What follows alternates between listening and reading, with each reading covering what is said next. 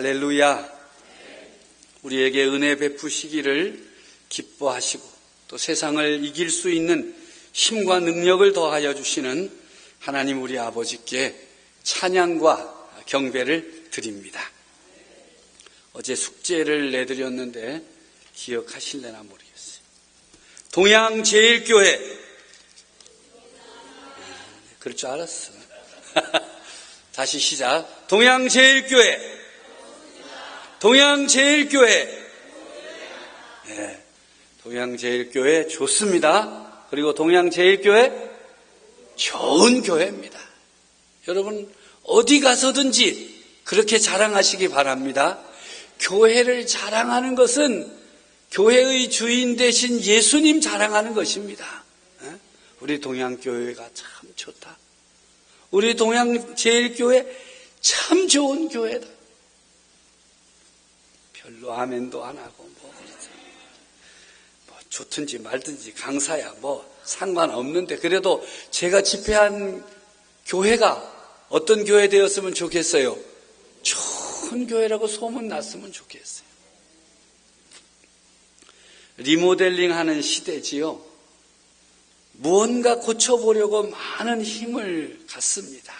좀 변해보고 싶어서 새로 이렇게도 고치고 저렇게도 고쳐봅니다. 이 리모델링의 전략, 하프타임, 이 전반전과 후반전 사이에 있는 시간에 잘 전략을 세워야 됩니다.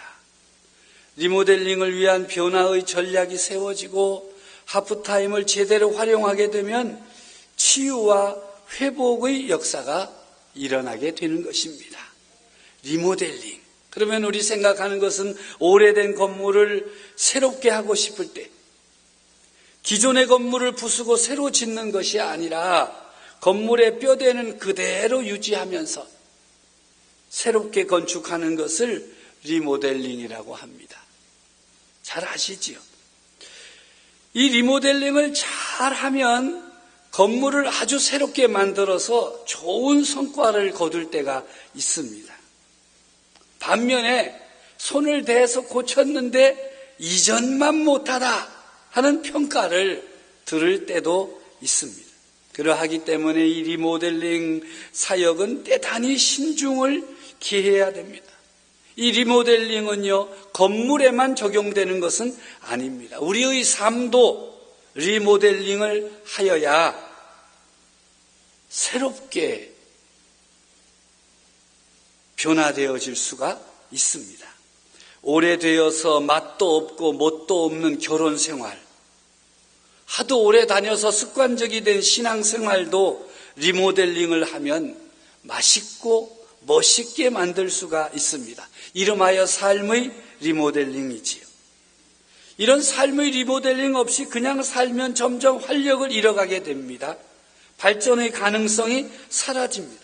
인생의 시기를 잘 살펴서 새로운 변화를 시도하는 사람, 지혜로운 사람임에 틀림이 없습니다.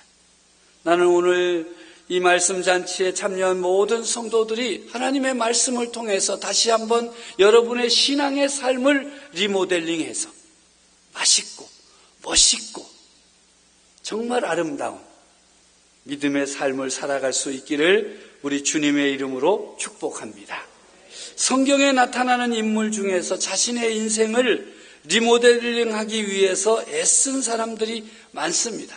그 중에 한 사람은 삭개오입니다. 여러분 잘 아시죠? 삭개오. 그는 지금까지 살아오던 삶에서 더 이상 의미를 찾을 수가 없었습니다. 성공한 것 같은데 그 성공에서 의미를 찾을 수가 없어서 방황하게 되었습니다.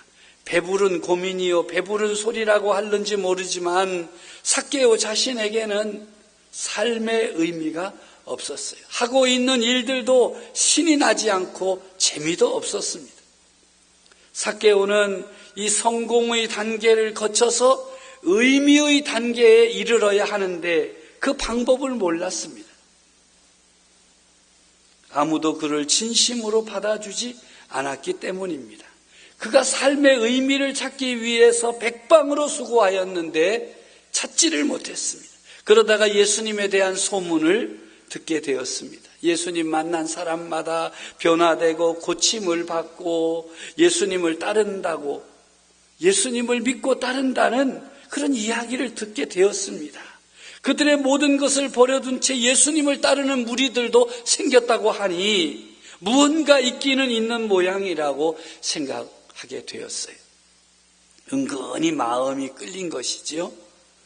그러나 어찌해 볼 도리가 없었습니다. 시간도 없고 찾아갈 자신도 없었습니다. 그러던 중에 자신이 살고 있는 마을을 지난다는 소문을 듣고는 이 기회를 놓쳐서는 안 되겠다는 생각이 들어서 예수님 만나러 나갔습니다. 그런데 그 일이 그렇게 쉽지 않았어요. 사람들도 많았고 예수님께 다가갈 수 있는 방법도 없었습니다. 그리고 사람들이 자신을 쳐다보는 눈길이 곱지 않았기 때문에 더욱 그러했지요. 그래서 그는 사람들이 눈치채지 못하도록 나무 위로 올라가서 예수님을 한번 어떤 분인가 봐야 되겠다 생각하고는 나무 위에 올라갔는데, 놀랍게도 예수님은 다른 사람들이 알지 못하도록 숨어있는 그 나무 밑으로 다가오셔서 자신을 초청하신 것입니다.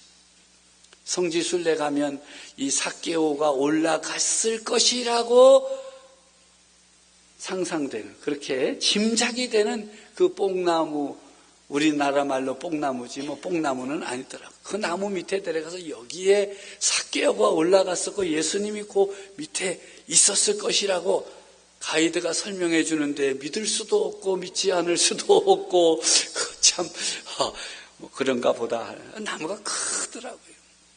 또 우거지고 말이죠. 그 밑에 가면 그 삭개오가 있었던 자리라고 지적해 주는데, 그 나무 밑에, 큰 나무 밑에 예수님 나타나셔서는 자신을 초청했지요. 여러분 잘 아는 얘기예요. 모르는 얘기 듣는 것처럼 신기하게 듣지 마세요. 다 아시는 얘기잖아요. 삭개오야, 내려오라. 내가 오늘 내 집에 유하여야 하겠다.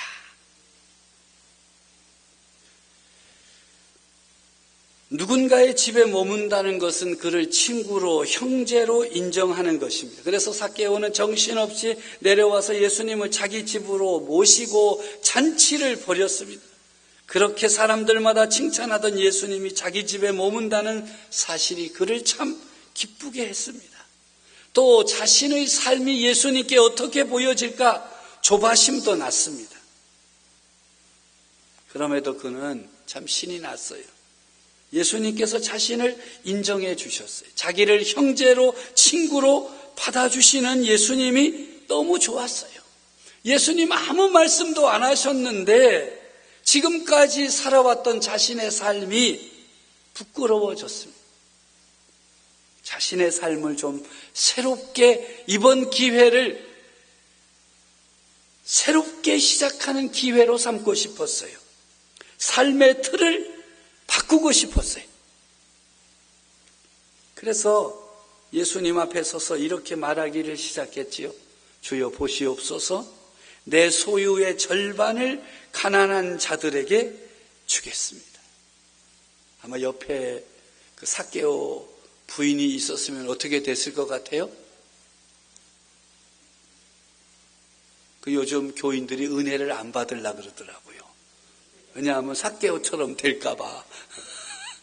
아니 여러분, 아내나 남편이 이번 집회 갔다 와서 여보 듣고 보니까 우리도 그래야 될 것 같아.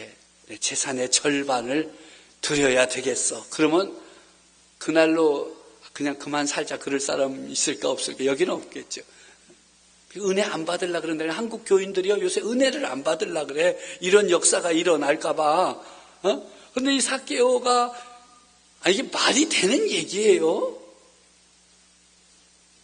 그렇게 모았던 재산의 절반을 가난한 자들에게 주겠다. 또 자기가 어떻게 속였거나 빼앗은 것이 있으면 4배로 갚겠다.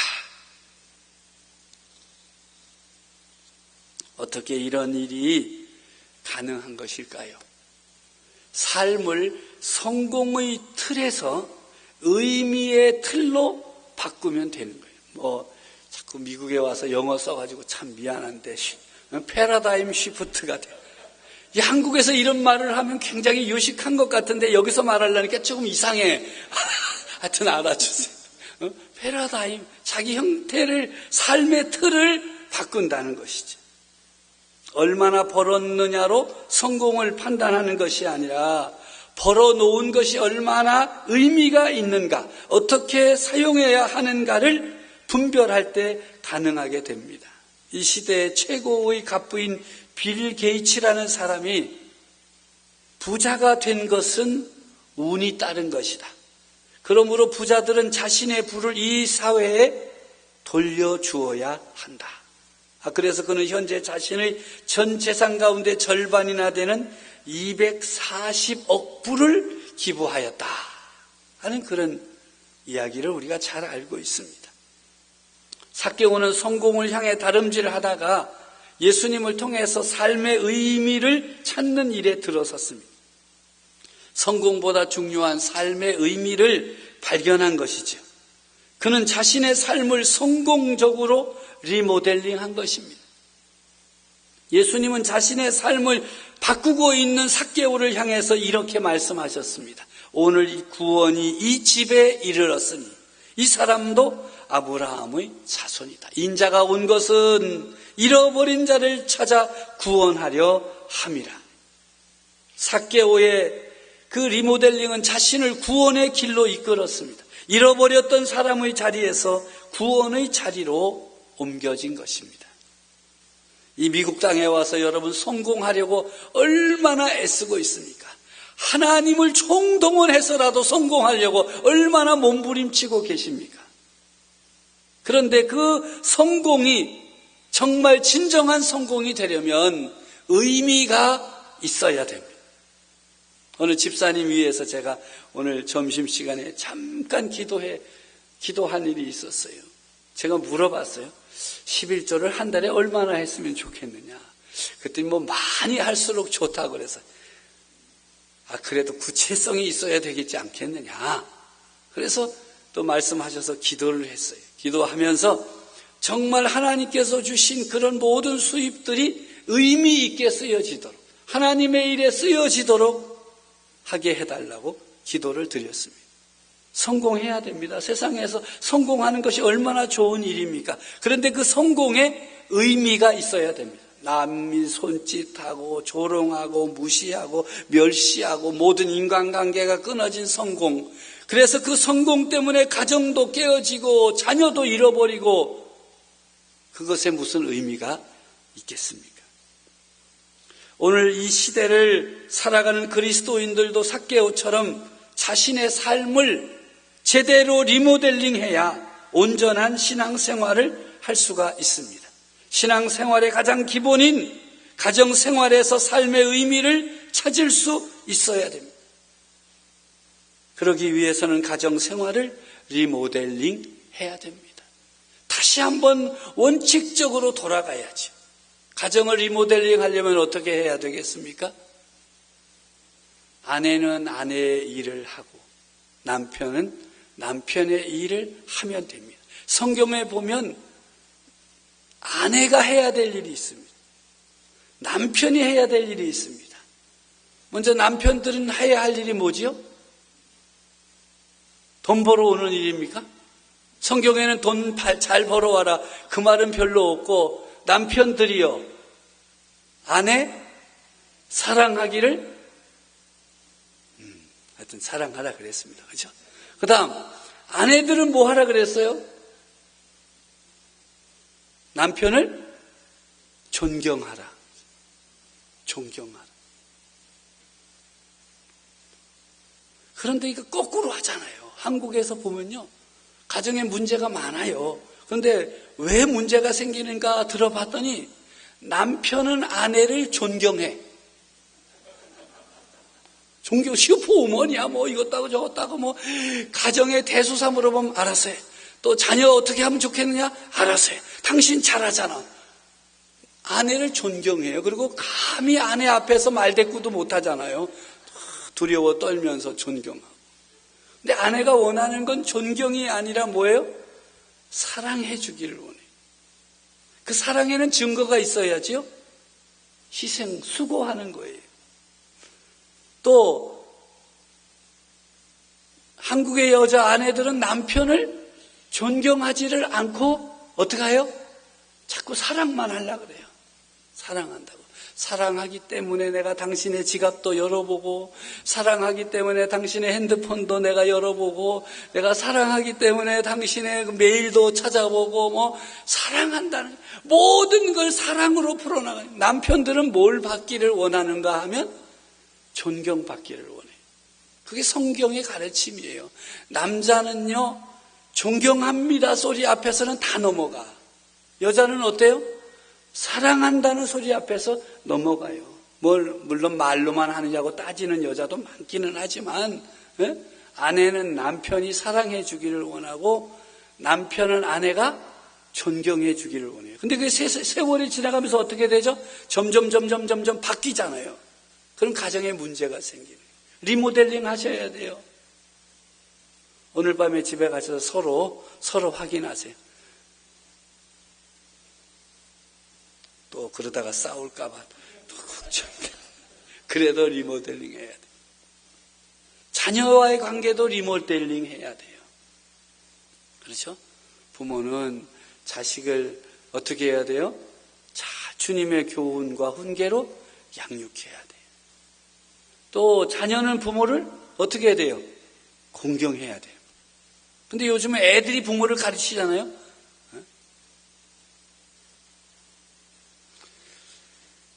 한 남편이 차를 샀어요. 성격대로 아주 과속하는데 아내가 조심해서 아무리 운전하라고 주의를 줘도 막무가내요. 조용히요. 한마디로 조용. 나중에는 공갈 협박 동원했죠. 꼭 당해봐야 정신 차릴 셈이나 나를 생과부로 만들 셈이나. 그래도 남편의 습관이 여전했어요. 그래서 아내가 태도를 바꿨어요. 남편의 핸들 위에다가 이런 메모를 남겼다고 해요. 여보, 운전하실 때는 언제나 찬송을 부르세요. 알았어. 80마일로 달릴 때는 주와 함께 길 가는 것이라는 찬송이 좋을 거예요. 100마일로 달릴 때에는 날마다 주께로 더 가까이를 부르고 가세요. 그리고 120마일로 달릴 때는 요단강 건너가 만나리가 적당할 거예요. 그리고 여보, 당신이 140마일 이상으로 달릴 때에는 마지막 찬송이 있어요. 주여 나를 받으사 맞아 주소서. 그 메모지를 읽으면서 남편이 처음에는 하다가 마음에 쿵 부딪힌 게 있었어요. 그렇게 바가지 긁을 때는 꿈쩍도 않던 남편이 이 부인의 지혜와 사랑에 탐복해서 운전 습관을 바꾸었다는 거예요. 행복해지고 싶거든 열심히 사랑하고 지혜로워지고 부부 생활에도 리모델링이 필요한 시대예요. 이 인간 두고 보자. 누가 이기나 두고 보자. 그럼 둘 다 집니다. 태도가 변화되면요. 정말 삶이 달라집니다. 그래서 우리는 몇 가지 하나님 앞에서 자신에게 질문을 해야 돼요. 첫째는 주님께서 내 나쁜 태도 지적하시면 열린 마음으로 받아들이겠느냐. 아무리 하나님이 그렇게 하셔도 나는 받아들일 수가 없을 것이냐를 한번 자신에게 물어봐야 돼요. 아마 오늘 이 말씀 자체에 오시면 하나님이 말씀하시면 바꿔야지요. 그리고 나가면서 잊어버리잖아요. 두 번째로 중요한 질문은요. 변화되기를 원하느냐 하는 것입니다. 난 그냥 살 거요. 이 나이에 뭘 받고 그냥 살아. 이런 분들도 많이 있습니다. 그리고 변화될 때에 철저하게 자신의 태도에만 초점을 맞춰야 됩니다. 나는 변하고 싶은데 내 아내가 안 돼. 또 내가 변화되고 싶은데 내 남편이 받아주지를 않고, 자녀가 어떻게 하고, 교회가 어떻고. 그런데 정말 변화되고 태도가 바뀌려면은요, 자신의 태도에만 초점을 맞춰야 돼요. 남의 신경 쓰면 안 돼. 절대 안 돼. 너무 늦기 전에 우리가 우리의 태도, 또 신앙적인 태도, 신앙생활의 태도를 바꾸어야 됩니다. 너무 늦어버리면 내가 아무리 그 다음에 붙들려고 해도, 변화되려고 해도 변화되지 않습니다. 여러분, 고무줄도 이렇게 하면 어떻게 되죠? 늘어나잖아요. 이 늘어나다가 그냥 팍 늘어나 버리면 어떻게 돼요? 다시 돌아오지를 않아요. 너무 늦은 거지요. 너무 땡긴 거지요. 광야로 돌아가라. 나를 원망하는 이 악한 백성들에게 내가 어느 때까지 참으랴. 내가 그들이 나를 향하여 원망하는 바, 그 원망하는 말을 내가 들었노라. 너희 시체가 이 광야에 엎드러질 것이라. 너희 중에서 20세 이상으로 계수된 자, 곧 나를 원망한 자 전부가 가나안 땅에 들어가지 못할 것이다. 너희는 그 땅을 정탐한 날 수인 40일의 하루를 1년으로 쳐서 그 40년간 너희의 죄악을 담당할지니 너희는 그제서야 내가 싫어하면 어떻게 되는지를 알리라. 하나님께서 모세를 통해서 원망하는 태도를 가지고 살아가던 그 백성에게 선언하신 거예요. 10번이나 하나님을 시험하고 하나님의 목소리를 청종하지 않는 이스라엘 백성을 참고 인도하셨던 하나님께서 더 이상은 안 되겠다. 이제는 너무 늦었다 하는 선언을 하신 것입니다. 늦었다는 말은 뭡니까? 기회가 지나갔다는 것입니다. 그래서 그들은 결국 광야로 다시 돌아갔습니다. 그렇게 사모하던 가나안 땅을 눈앞에 두고 광야로 돌아갔습니다. 40년간 아무 목적지도 없이 광야를 헤매며 살아야 하는 비참한 생활을 했습니다. 기가 막힌 삶입니다. 죽어야 끝이 나는 것입니다. 백성들이 울면서 회개했어요. 우리가 잘못했다고, 우리가 범죄하였다고, 가나안으로 올라가겠다고, 들어가겠다고. 그런데 소용이 없었어요. 너무 늦었다는 것이에요. 항상 어느 때나 기회가 있는 것이 아닙니다. 너무 늦으면 소용이 없습니다. 늦기 전에 해야 됩니다. 회개도, 슬픔도, 눈물도, 간구도 그렇습니다. 그것이 성경의 가르침입니다. 이건 너무하지 않느냐. 우리가 통회하고 자복하고 눈물로 하나님 앞에 회개하면 받아주셔야지 어떻게 하나님 그렇게 하실 수 있느냐 생각할 수 있습니다. 무슨 도대체 그들이 얼마나 큰 잘못을 저질렀기에 하나님께서 그렇게 이제 늦었다 선언하신 것일까? 우리가 성경을 통해서 이걸 꼭 알아차려야 됩니다. 무슨 성적인 범죄가 있어서 망하게 하신 것도 아니에요. 무슨 재정적인 사고가 있어서 망하게 한 것도 아니에요. 모세에게 대들었다고 그것도 아니에요. 그것은 우상숭배가 있어서도 그런 것도 아니에요. 하나님이 제일 싫어하는 게 우상숭배라는데 우상숭배를 했기 때문에 너네 40년간 광야 생활해야 된다. 너네 광야에서 다 죽어야 된다. 그것도 아니에요. 도대체 뭘까? 성경을 살펴보니까 이스라엘 백성들의 악한 태도예요. 악한 태도. 어떤 악한 태도냐 하면 늘 어떤 일이든지 하나님께 중얼중얼 원망하고 불평한 것이.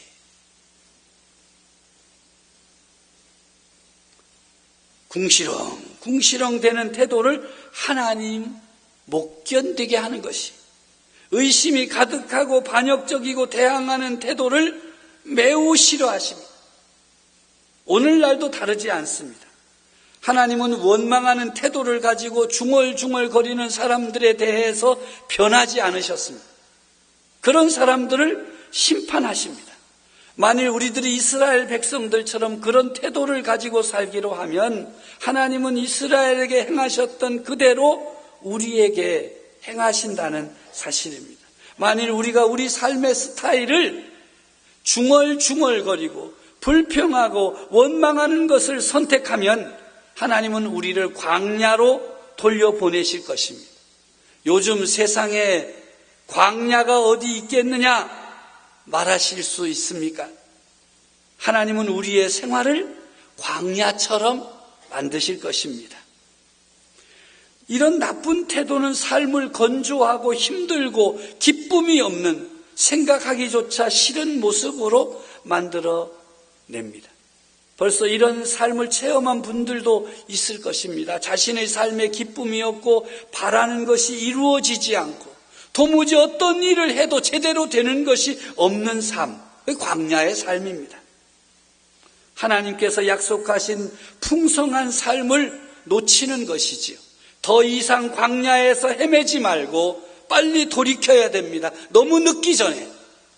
오늘 여러분이 기회입니다. 하나님께서 여러분들에게 주신 기회의 자리요, 기회의 시간입니다. 하나님이 싫어하는 이 태도를 버려야 됩니다. 몇 가지 태도가 있습니다. 첫째는 불평하는 것입니다.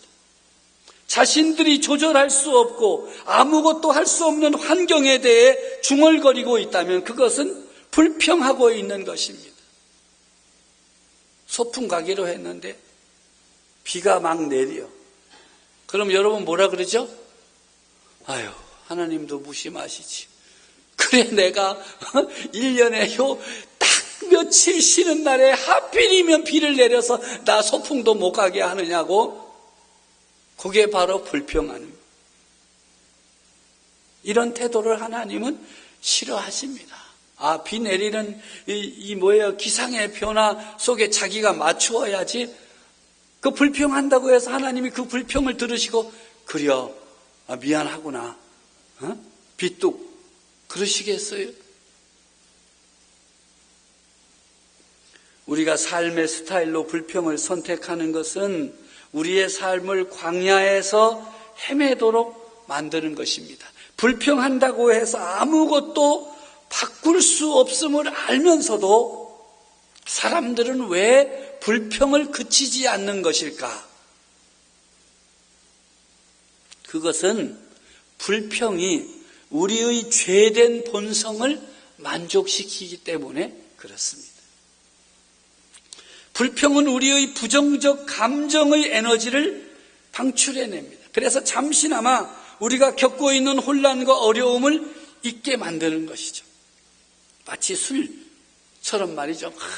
고민 많은 사람이 술을 마신대잖아요. 그러다가 술이 자기를 마신대잖아요. 그리고 자기를 잃어버리잖아요. 잠시는 잃어버립니다. 그러나 그것이 해결책은 아니죠.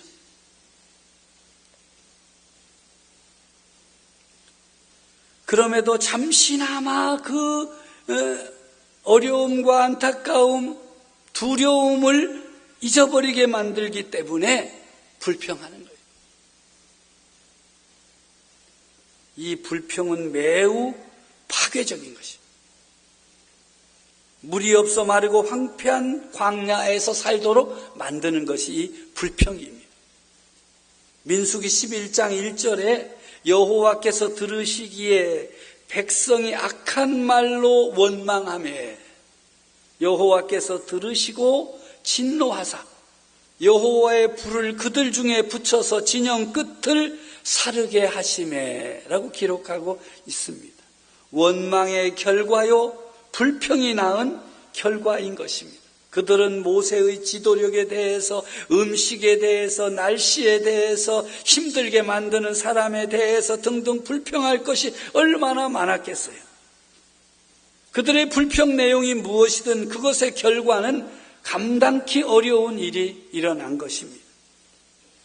고린도전서 10장 10절 이하에는 이렇게 그 때를 말씀하고 있어요.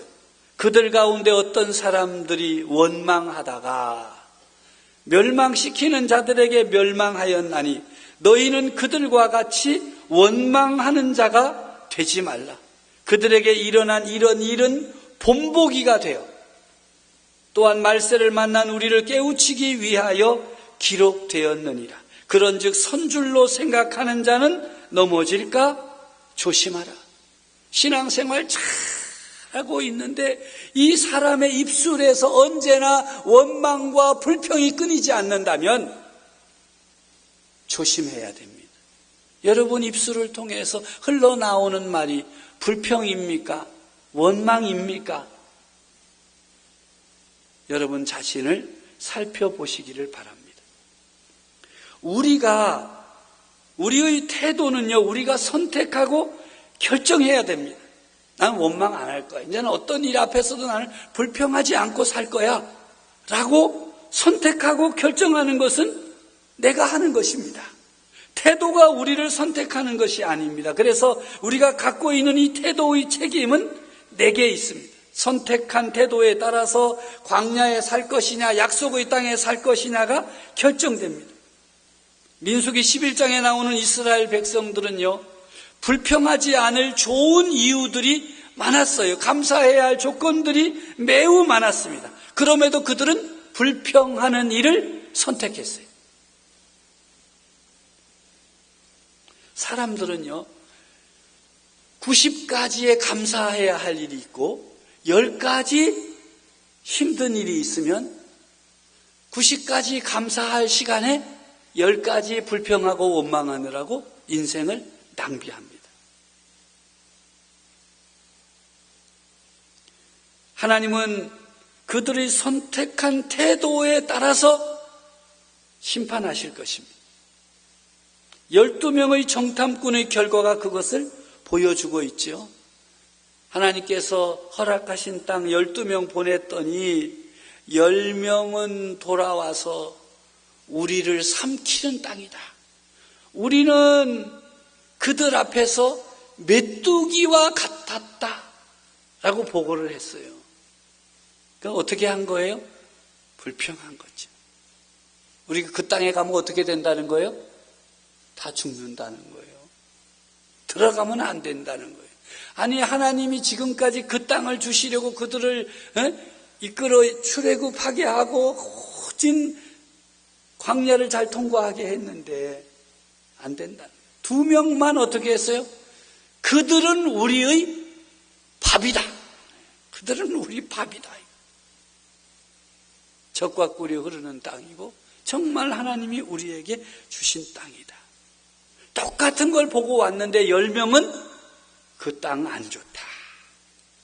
2명만 그 땅 하나님이 우리를 위하여 예비하신 땅이다. 같은 일을 놓고도 생각하는 형식이 다릅니다. 늘 좋게 보려는 사람이 있는가 하면 늘 비판적으로 보려는 사람이 있습니다. 늘 감사하려고 하는 사람이 있는가 하면 늘 불평하려는 사람이 있습니다. 이렇게 어떤 태도를 갖는 것은요, 오랜 시간에 걸쳐서 이루어진 것이지 한순간에 이루어진 게 아니에요. 그래서 고치기가 어렵습니다. 여러분, 우리가 음식을 먹는 거 얼마나 고치기가 어렵습니까? 그렇죠? 한국에서 살다가 미국에 오면 미국 걸 좀 먹어야 되는데 그래도 뭐가 맛있어요? 한국 음식이 맛있잖아요. 그거 바꾸기 어렵습니다. 여러분, 미국 사람인데, 그럼 미국 사람이면 미국 거 먹고 살아야 되는데 꼭 한식당, 강사도 오면 꼭 한식당 데려가. 그게 좋잖아요. 바꾸기 어렵습니다. 음식도 그렇거늘 하물며 우리의 삶의 태도를 바꾼다는 것은 매우 어려운 일입니다. 그럼에도 기억해야 할 것은 약속의 땅에서 사는 기쁨이 매우 가까이 있기 때문에 불평을 물리치고 하나님을 신뢰하는 것을 선택할 수 있어야 합니다. 자원하는 마음으로 내가 이 태도를 바꾸겠다고 하나님 앞에 아뢰고 하나님의 도우심을 구하고 하나님의 능력을 구하면 반드시 하나님께서 응답해 주십니다. 왜냐하면 하나님께서 싫어하는 것을 버리고 하나님이 기뻐하시는 곳으로 들어가겠다고 하는데 어찌 하나님이 무심하게 보고 계시겠습니까? 불평은, 원망은 범죄입니다. 불평은 하나님께서 하시는 일에 대해서 중얼거리는 것이기 때문에 범죄인 것입니다.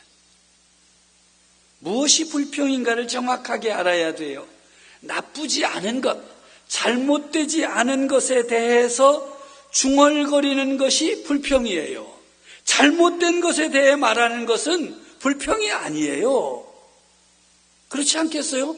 잘못된 일을 보고는 그것은 옳지 않습니다. 목사님이 법을 어기고서 자꾸 하면 그것은 어떻게 해야 됩니까? 목사님, 아직 미국에 오셔서 잘 모르시는가 본데 그 스톱 사인이 있는 그곳에서는 어떻게 해야 돼요? 반드시 서서야 됩니다. 아니면 폴리스가 귀신같이 나타나서 딱지 뗍니다. 그걸 알려줘야지. 우리가 어찌 감히 목사님이 하시는 일에 대해서 불평을 할 수 있겠냐. 그건 불평이 아니라 바르게 말해주는 거예요.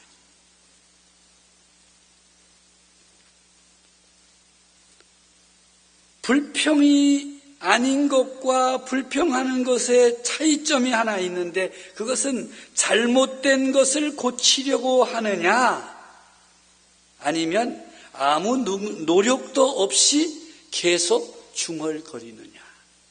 제가 충청도 목회하러 갔는데 뭔 회의 시간만 되면 중얼 그게 아닌데요.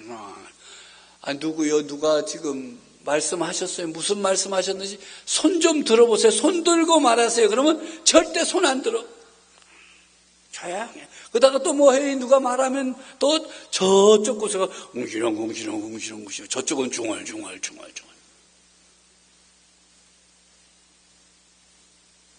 입으로는 말하지 않으나 속으로 말하는 것도 불평입니다. 하나님은 중심을 보십니다.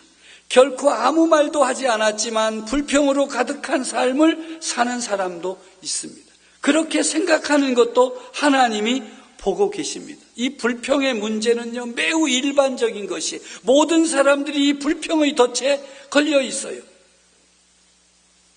특히 성도들도 하나님께서 우리에게 주시는 기쁨이나 평강을 개념으로만 받아들입니다. 인간적 관계 안에서 누리지 못합니다. 그 결과가 불평입니다.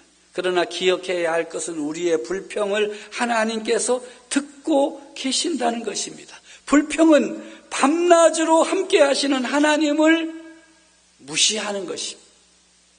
낮에는 구름 기둥, 밤에는 불 기둥으로 인도하시는 하나님을 무시하고 저들이 불평했던 것처럼 오늘 우리도 그렇습니다. 불평이 입에서 끊어지지가 않습니다. 최고로 나쁜 불평이 있어요.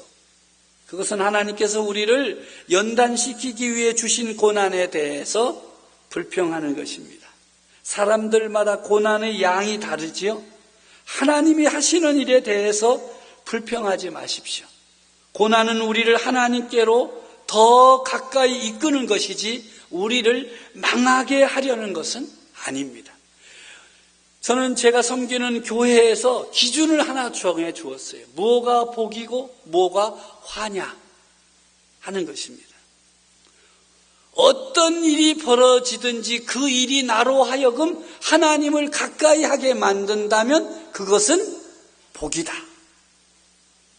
반면에 아무리 우리가 세상적으로 성공을 하고 출세를 하고 뭐 어쩌고 저쩌고 해도 그것 때문에 하나님을 멀리하게 된다면 그것은 화다.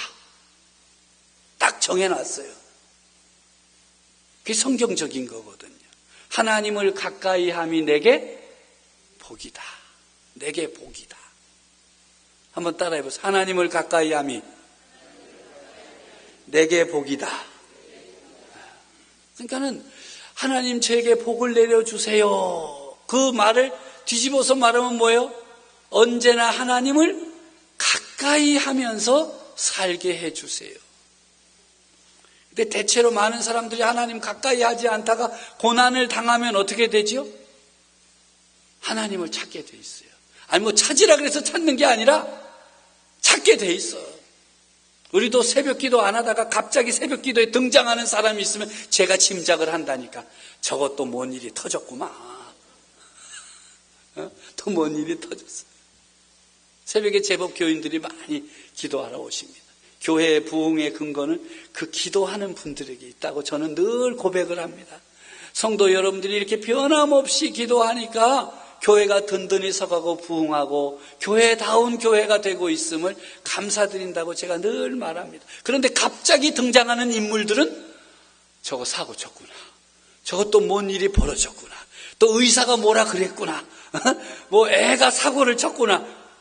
백발백중이요. 제가 이렇게 사람을 뚫어보는 어떤 능력이 있어.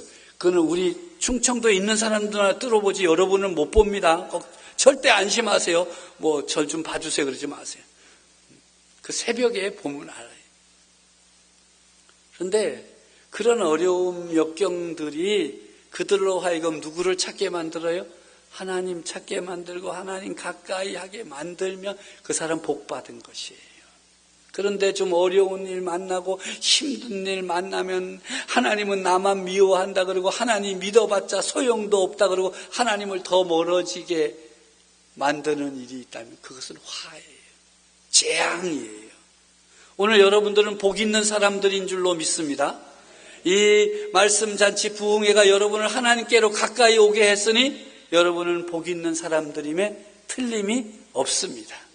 그런데 세상적으로 어떤 분들이 사업을 하는데 말이죠. 목사님 오셔서 기도하시고 축복해달라. 그래 열심히 기도하고 성도들도 기도해서 사업이 잘 되니까 교회를 안 오네. 찾아가서 권면하면 목사님 하나님이 넘치도록 부어주셔서 어떻다고? 너무 바빠가지고 교회를 못 온대.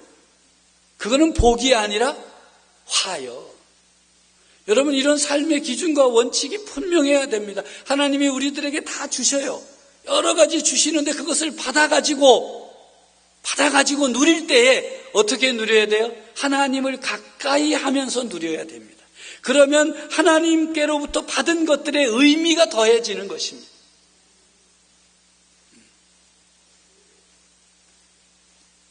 근데 하나님께서 최고로 나쁘게 보는 불평은 고난을 하나님께로 가까이 이끄는 축복의 통로로 인식하지 않고 오히려 그것에 대해서 불평하고 원망하고 더 하나님으로부터 멀어져 나간다. 그게 최고로 나쁩니다. 교회 생활하다 보면 어려운 일 만날 때 있습니다. 힘든 일 만날 때 있습니다. 우리도 교인이 좀 되다가 보니까 별의별 일이 다 있어요. 죄송합니다. 자기들끼리 싸우고 왜 나한테 해결을 해달라는 거예요. 자기들끼리 싸웠으면 누구들끼리 해결해 좋겠어요. 자기들끼리. 근데 꼭 누구 때문에 교회 못 나오겠다고. 내가 자기들 보러 싸우라 그랬나.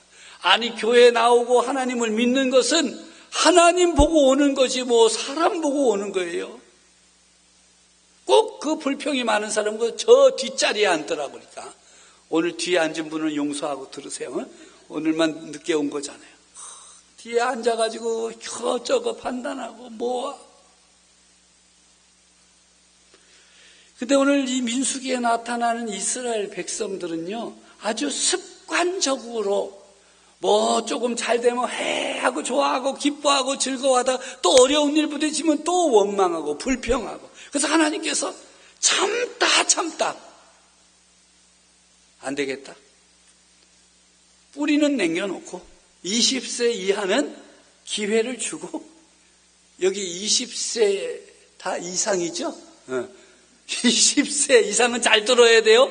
20세 이상은 너네 도저히 계속해서 원망하고 불평하는 이런 것 가지고 가나안 땅에 들어가서는 다 망가지니까 못 들어간다. 딱 정리. 우리가 이 말씀들을 통해서 너무 늦기 전에 하나님께서 기회를 주시는 이때에 우리의 태도를 바꿔야 돼요. 불평과 원망은 친구잖아요. 짝이에요, 짝. 원망하고 불평하고 그래봤자 소용이 없는 줄 알면서 또 불평하고. 저는 오늘 이번 집회를 이렇게 약속하고 말씀을 준비해서 왔는데 딱 오면서 보니까 저 예배당 이전하는 거 여기 와서 이제 들었어요. 제가 예배당을 이전한 목사잖아요. 그죠? 예배당 옮긴 거. 또 리모델링도 해보고. 딱 맞다. 그러면 이 말씀도 딱 맞겠다. 무슨 말씀이에요? 여러분 가운데 있는 원망과 불평은 이 땅에 다 내려놓고 묻어놓고 남들이 캐내면 안 되니까 한 300m 밑에다가 이렇게 다 묻어. 여러분들은 다른 태도를 가지고 가시기 바랍니다. 새로운 곳에서 신앙생활을 하면서 여전히 이곳에서 가졌던 원망과 불평의 태도를 가지고 간다면 갈 필요? 그래도 가야지 뭐 어떡해야. 신앙적으로 볼 때는 그런 원망하는 태도, 불평하는 태도, 하나님이 싫어하는 태도 가지고 또 보따리 주섬주섬 싸가지고 가지고 가려면 안 가는 게 좋다. 꼭 이번 기회를 통해서 이 태도를 정말 하나님 바꾸시기를 원하셔서 말씀을 주시는구나 하는 것 깨달으시기를 바랍니다. 오늘도 하나님께서 우리의 태도, 생각하는 방식에 대해서 말씀하셔요. 특히 하나님이 미워하시는 불평하는 태도를 몰아내고 내 삶의 기쁨과 복을 채워주는 감사의 태도로 옷 입는 성도 여러분들 되시기를 바랍니다. 불평의 옷을 벗어버리고 감사의 새 옷을 입으라는 것입니다. 불평과 감사는 완벽한 반대요, 대체가 되는 것입니다. 신약의 말씀에 보면 10명의 나환자가 고침을 받았지요. 예수님께 나와서 감사를 드린 사람은 오직 한 사람. 우리가 예수님은 감사의 뜻을 표시하는 것을 중요하게 생각하지 않으신다고 생각한다면 그것은 틀린 것입니다. 예수님은요, 은혜를 받았거든, 치유를 받았거든, 고침을 받았거든, 어떻게 하라? 감사하라. 그래서 예수님께서 감사할 줄 모르는 사람들에 대해서 이렇게 말씀하시죠. 10명 모두 고침받지 않았느냐? 9은 어디 있느냐? 하나님께 영광을 돌리려고 돌아온 사람은 이 이방인 한 사람밖에 없느냐? 감사한다는 것이 하나님께 영광을 올려드리는 것입니다. 우리 인생의 목적 가운데 하나가 뭐라 그래요? 최고의 목적, 하나님께 영광이에요. 근데 이 하나님께 영광을 올려드리는 방법이 뭡니까? 감사합니다. 감사하는 이 고침받은 이방인, 그를 놓고 뭐라 그랬어요? 하나님께 영광을 돌리려고 돌아온 사람은 이 이방인 한 사람밖에 없느냐? 말씀하신 것입니다. 그런데 이 하나님 없이 사는 사람들도요, 감사의 힘이 어떤 것인지를 알고 있어요. 그리고 그것에 대한 연구가 매우 활발하게 이루어집니다. 회사에서 이 직원들이 회사에 대해 감사하는 마음이 있으면 일의 능률이 매우 높아진다는 결과들이 보고되고 있어요. 그래서 정말 직원들에게 잘해줘서 그 직원들이 우리 회사가 좋다, 우리 회사가 좋은 회사다, 나는 이 회사에 다니는 것이 너무 좋다, 이런 마음을 가지면요, 능률이 오릅니다. 그래서 회사가 더 잘 된다는 거, 아주 계산적인 것이지만 그들은 그렇게 연구를 해서 어떻게 하면 직원들을 더 잘해주고 직원들은 더 감사하고, 그래서 회사는 더 성장할 수 있을까 노력하고 있습니다. 평안하고 더 행복하고 더 건강하게 사는 법에 대한 연구 결과 중에 첫 번째가 당신의 삶에서 모든 좋은 것들에 대해 감사하라 하는 것입니다. 이것은 세상의 연구예요. 건강하기를 원하느냐, 행복하기를 원하느냐, 평안하기를 원하느냐. 그렇다면 여러분들의 입술에서 감사가 끊어지지 않도록 하라. 그이들이 성경을 봤나? 연구 결과 하나님을 향하여 직접 감사의 태도를 보이는 것이 건강과 개인적인 웰빙의 강력한 요인이라고 발표되고 있습니다. 그럼 감사가 뭡니까? 자신의 받은 것이 참으로 좋은 것이요 가치 있는 것이라는 것을 보여주고 표현하는 것이 감사입니다. 그런데 감사는요, 의무적인 감사가 있고 진실한 감사가 있어요. 나를 중심하여 드리는 감사는 의무적인 감사입니다. 하나님을 중심으로 하는 것이 진실한 감사입니다. 오늘은 하나님께서 내게 무엇을 주실까? 주시는 것에 대해 감사해야지 의무입니다. 하나님 새날을 주시니 감사합니다. 오늘 어떤 일이 일어날지 모르나 하나님 새날을 살게 하시니 감사합니다. 진실한 것입니다. 그런데 이 감사는 3단계가 있어요. 1단계는요, 잘 기억하셔야 돼요. 감사하는 사람의 1단계는 찬양의 제사를 드리는 것입니다. 히브리서 13장 15절에 보면 그러므로 우리는 예수로 말미암아 항상 찬송의 제사를 하나님께 드리자. 이는 그 이름을 증언하는 입술의 열매니라. 예수로 말미암아 항상 찬송의 제사를 드리는 것이 감사 생활의 1단계입니다. 2단계는 모든 일에 감사하는 것이죠. 범사에 감사하라. 3단계는 어떤 일에도 감사하는 것입니다. 하나님을 신뢰하면서 어렵고 힘들고 나쁜 일들에 대해서도 감사하는 것입니다. 내가 선택한 일도 아니고 원하는 일도 아니지만 내게 일어난 그 일에 대해 감사하는 것이 감사의 단계 중에서 최정상에 오르는 것입니다. 도전적인 환경, 나쁜 일, 건강의 문제, 큰 슬픔, 경제의 어려움 속에 있을 때 하나님 그럼에도 불구하고 나는 하나님을 신뢰합니다 라고 고백하며 감사를 드리는 것. 그것을 하나님이 기뻐하십니다. 이런 감사의 단계에 이를 때에 이전에 전혀 생각할 수 없었던 기쁨의 깊이를 체험하게 됩니다. 그렇다면 어떻게 이 감사하는 태도를 갖출 수 있을까요?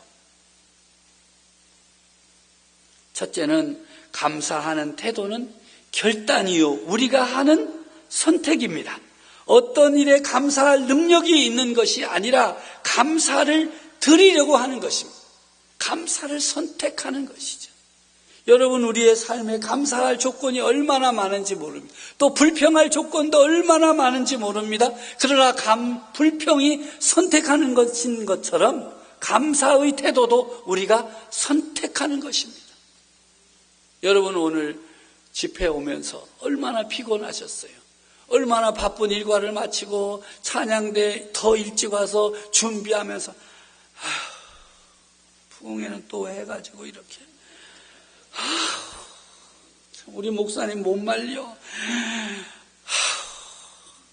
할 수 없지 뭐 가야지. 선택한 거예요. 뭘?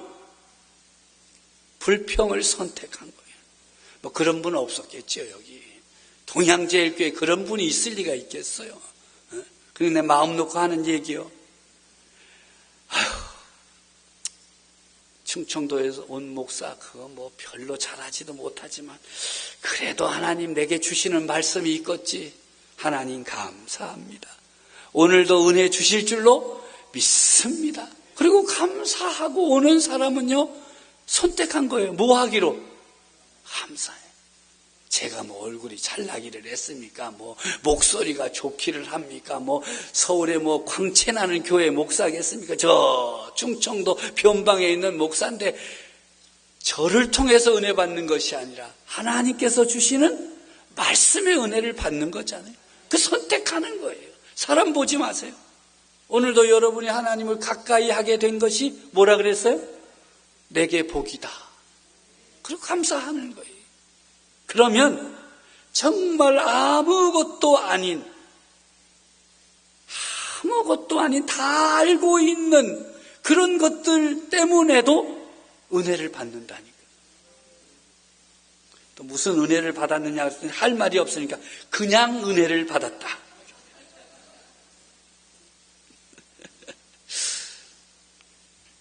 둘째는요, 감사는 현실에 기초한 결단입니다. 현실에 기초. 내게 감사할 것이 많은가 살펴보면 정말 많습니다. 저는요, 제가 갈 날이 얼마 안 남았기 때문에 이런 말씀. 저는 콜라를 좋아하죠. 콜라. 코카콜라를 좋아합니다. 왜 좋아하는지는 잘 몰라. 하여튼 간에 콜라를 좋아합니다. 근데 사람들이 걱정을 합니다. 목사님, 그 콜라 자꾸 마시면 건강에 안 좋습니다. 콜라를 마시면 이빨이 삭습니다. 콜라를 마시면 어쩌습니다. 쇠도 녹이는데 목사님 제가 웃으면서 그래요.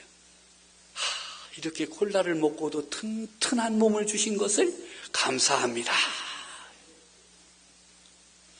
무언가 사람들이 근심과 걱정거리를 감사의 조건으로 바꾸는 것입니다. 그래서 이 많은 분들이 저를 부러워합니다. 목사님, 아직도 콜라를 드십니까? 아직도 콜라를 드실 수 있으십니까? 제가 한국 나이로 65세거든요. 거기 안 끄떡거려도 돼요. 어려 보이잖아요, 그죠? 그렇다 그래요. 제가 고3짜리 늦둥이 아들하고 살아가지고 좀 하는 게 좀 철이 없어요. 그래서 그 녀석하고 그 햄버거 집에 가가지고 탁 앉혀놓고 저도 먹고 나도 먹고 콜라 같이 먹고. 우리 교인들이 지나가다 깜짝깜짝 놀라요. 우리 목사님 또 콜라를 또 먹고 있구만. 저거 안 좋은데. 괜찮아요? 그만큼 건강하니까 얼마나 좋겠어요? 세 번째 감사의 태도 방법은 삶을 변화시키는 결단입니다. 여러분, 우리가 감사의 태도를 선택하면 내 삶이 변화되는 결단을 하는 거예요. 좀 아멘 좀 하소. 감사하며 살겠다라고 결단하고 선택하면 하나님께서 그 선택에 큰 은혜를 베풀어 주시는 것입니다.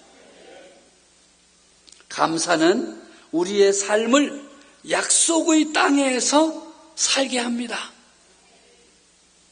광야로 보내지 않습니다. 어떤 삶의 자리에서도 감사를 선택하면 반드시 하나님은 우리를 약속의 땅에 살게 하시고 우리의 삶을 수준 높은 곳으로 인도하시고 높이 날 수 있게 하십니다. 주님, 제가 감사하며 사는 사람입니까? 주님, 제가 감사함으로 복을 누리고 있습니까? 감사함으로 기쁨이 내 안에 넘치고 있는 것입니까? 주님, 순간순간 불평을 극복하고 감사를 선택하며 살 수 있도록 저를 도와주시옵소서. 성도 여러분, 말씀을 맺습니다. 정말 우리들이 교회를 섬기기 원하고 정말 우리 동양 제1교회가 하나님이 기뻐하시는 교회가 되고 하나님의 은혜가 임하는 교회가 되고 하나님의 능력이 나타나고 하나님의 기적과 치유의 역사가 일어나기를 여러분 진정으로 원하시는데 그렇게 하려면 우리가 받을 그릇이 준비되어 있어야 돼요. 우리의 그릇 안에 담겨져 있어야 하는 것이 원망이나 불평이나 중얼거림이나 수근거림이나 모여서 비판하는 것이 아니라 비난하는 것이 아니라 감사함으로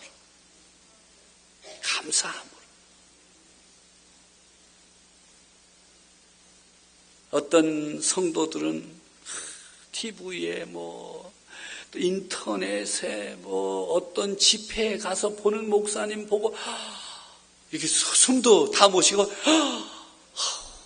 저런 목사님하고 신앙생활하면 얼마나 좋을까. 그분들도 만나보면 비슷해야. 우리 목사님은 성이 특별해. 나는 여태까지 평생 빈 씨는 처음 봤어. 정말 주님 앞에 모든 것을 비워놓고 제 해석이요. 다 비워놓고 주님 은혜로 주님의 그 말씀으로 체험받는 목사님하고 여러분 신앙생활 하니까 좋으시지요? 이럴 땐 좀 눈치 있게 크게 아멘을 해도 안 좋아도 그냥 좋으시지요? 좋을 거요. 남의 목사 이거 왜 이래? 얘가 또 삐졌네. 그만하라는 거 이거. 다른 목사님은 그 교회 교인들과 딱 맞은 거예요. 여러분들은 여러분의 목사님과 딱 맞는 거예요. 나는 어쩌다가 복도 지질이 없지 저런 남편을 만났나 생각하는 아내들이 있죠. 내가 보면 과분해. 저런 생각하고 사는 아내를 불쌍히 여기고 살아주는 남편 과분해. 딱 보면 서로 비슷하게 만나지 저보다 잘난 거 만나는 사람 거의 없어요. 못난 것도 없어요. 딱 잘 맞는. 오늘 여기 가족이 안 왔거든. 집에 가서 꼭 한마디 하세요. 여보, 목사님이 그러는데 당신하고 나하고는 딱 맞는 사이래. 그걸 우리나라 말로 뭐라 그래요? 사자성어? 천생연분이다. 교회도 마찬가지예요. 천생연분. 하나님께서 만나게 하셨잖아요. 다른 거 부러워할 거 하나도 없어요. 가장 중요한 것은 목사님과 여러분들이 이 교회 안에 불평이나 원망 이런 거 다 쏟아 부어놓고 그 안에 뭘 태우라고요? 뭘 채워? 감사를 채워. 감사를 채우면 그 안에 기쁨이 함께 오게 돼 있어요. 평강도 함께 오게 돼 있어요. 그러면 그 속에 하나님께서 역사하실 때에 부흥의 역사가 일어나는 것입니다. 우리 교회가 그런 큰 은혜 넘치는 어떤 태도를 선택할 것인가를 분명하게 깨닫고 하나님이 기뻐하는 태도를 선택해 나감으로 하나님이 주시는 은혜와 복을 마음껏 누리는 약속의 땅에 거하는 교회와 성도들이 되어지기를 우리 주님의 이름으로 축복합니다.